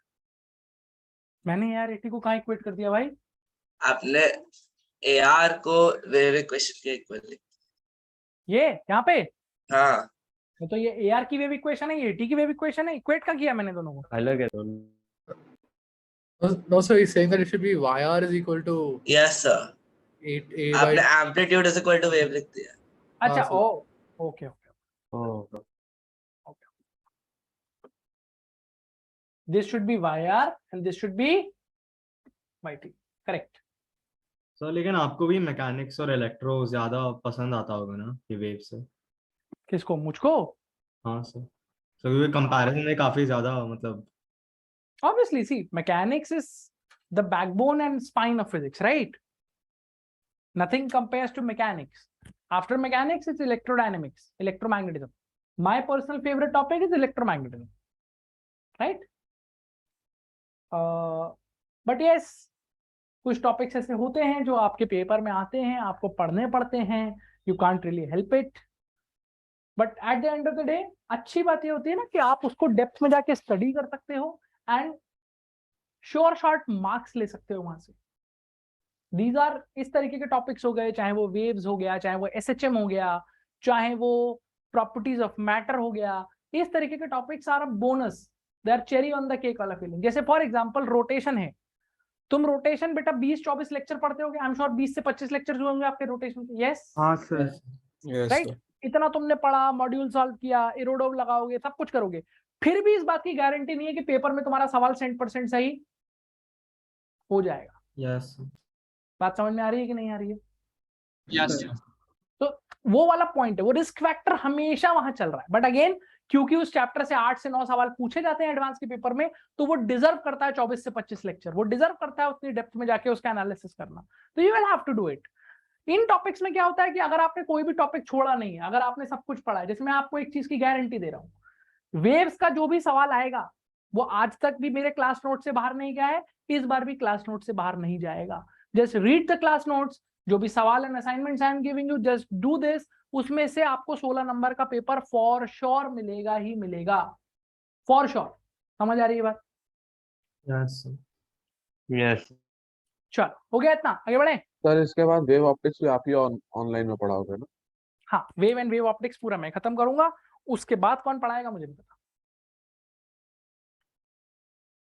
वेव प्लस वेव ऑप्टिक्स पूरा I will finish it with you, उसके बाद की I can not give you any guarantee. उसके बाद बचेगा ही क्या तुम्हारा? मेरे ख्याल से इलेक्ट्रो कैपेसिटर, मॉडर्न बचेगा। Okay, ray optics wave optics हो चुका होगा, मैग्नेटिज्म उधर खत्म हो ही जाएगा, सिर्फ एक मॉडर्न बचेगी, राइट? यस। मॉडर्न में भी एटॉमिक स्ट्रक्चर, बोर्स मॉडल वाला पार्ट, फोटो इलेक्ट्रिक इफेक्ट, थोड़ा केमिस्ट्री में हुआ, पढ़ लिया होगा। यस। तो मॉडर्न में आपको majorly X rays, nuclei, radioactivity, ये पोर्शन पढ़ने होंगे। मॉडर्न भी काफी हाई वेटेज है ना और इजी भी। Modern is again very high weightage, very easy, but very interesting also at the same time.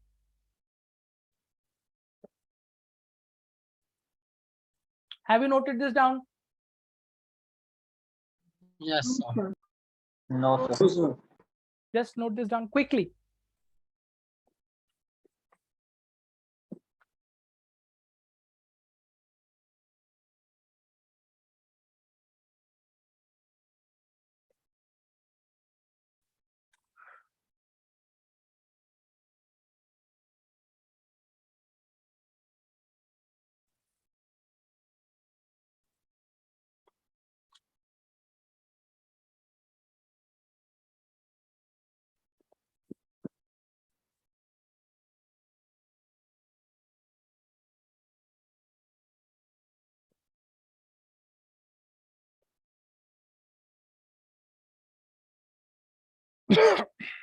हो गया?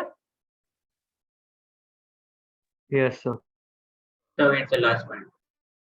Okay.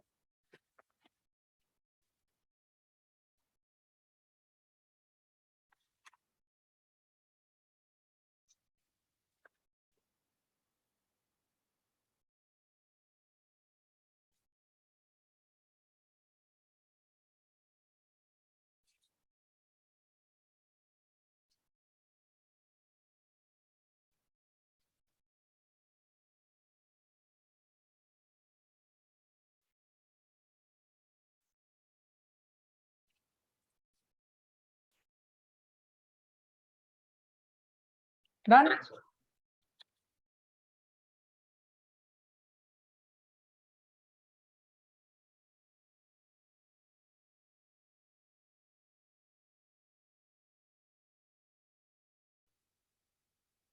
Everybody लिख लिया सबने? Yes sir.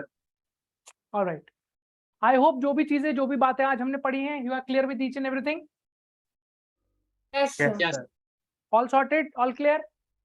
Yes sir. Yes, sir. All right. Just a simple thing. You shall be getting an assignment by the evening. See, 7:50 I'll be free with my lectures. 7:50 के बाद 9:30 तक I'll post it on the group along with the questions that you have to do in each respective assignments.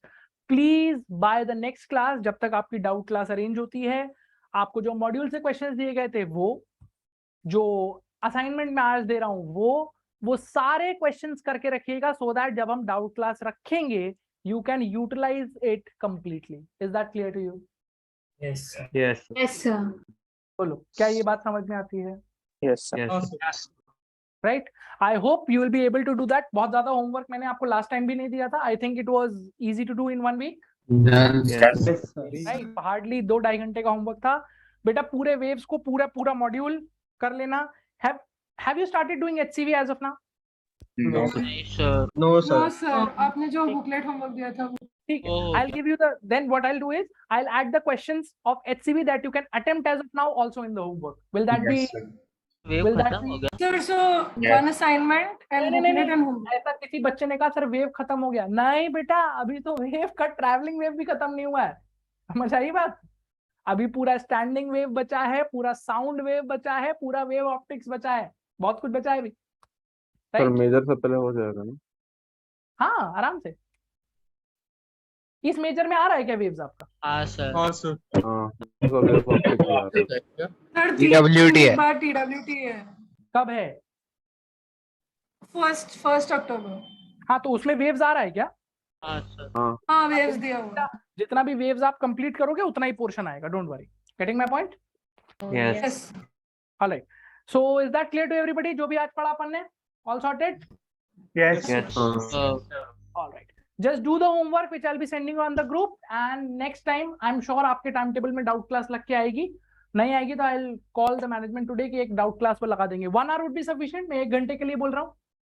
हाँ Yes. sir. Yes, sir. चलो, alright, bye bye, take care. अरे doubt है Bye sir. sir. Thank you, sir. Thank you. Sir एक doubt है, energy symmetric pulse कैसे determine करते हैं? क्या? सिमेट्रिक पल्स कैसे डिटरमाइन करते हैं? Symmetric pulse? हाँ सर, मॉड्यूल का क्वेश्चन है. बेटा मॉड्यूल का क्वेश्चन क्या है? फंक्शन दे रखा होगा एक वेव का. Yes, sir. They asked if it's a symmetrical pulse. हाँ, तो फंक्शन बनाना आता है कि नहीं आता है? So then you put x as minus x and t as minus t at the same time. No? बेटा t माइनस टी कैसे पुट करोगे? टाइम नेगेटिव हो सकता है क्या?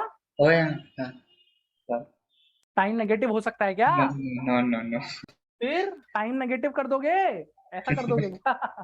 But एक्स then और you माइनस put- एक्स पे देखो, इधर देखो, एक्स और माइनस एक्स पे वैल्यू सेम होनी चाहिए. जैसे इधर देखो, ये देखो, ये वेव पल्स दिख रही है कि नहीं दिख रही है? Can you see this? Yes. Yes. क्या ये सिमेट्रिक है? बोलो, सिमेट्रिक है कि नहीं Yes. है? Sir. Yes. जो एक्स पर वैल्यू है वही माइनस एक्स पर वैल्यू है. कैन यू सी दिस और नॉट? Yes. हाँ सर, समझ गया. Thank you. सिंपल सी बात है यार, ये तो मैथ्स का कॉन्सेप्ट है. कल So, कोई सर दिक्कत? वो एनर्जी कंजर्वेशन वाला पेज ओपन करना प्लीज. एनर्जी कंजर्वेशन वाला पेज ओपन कर देता हूँ बेटा. मैं कहाँ गया? ये रहा, लो.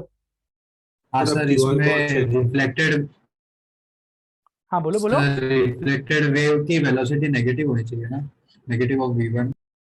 बेटा पावर है, स्केलर क्वांटिटी लिख रहा है तू, स्पीड यूज करेगा. एनर्जी ऐड कर रहा है, एनर्जी स्केलर होती है बेटा. ठीक है. so आपने चलो. कोई ग्रुप क्रिएट किया है क्या? क्योंकि मुझे लिंक नहीं मिला चैम्बूर अरे में. तुम लोग को अभी तक लिंक नहीं मिला है क्या यार? कैसी बात कर रहे हो?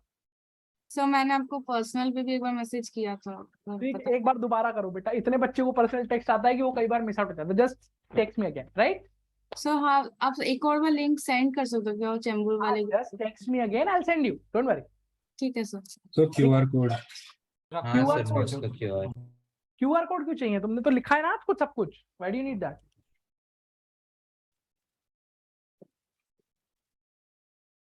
क्यूआर कोड बेटा जनरेट नहीं हो रहा है. I am so sorry. But I hope you have written everything down. Yes or no? Yes, sir. हाँ sir. ठीक है फिर क्या करो. चलो फिर. I'll see you all next Sunday. Bye bye. Take care. ये आ गया. It is there. You can use it if you want.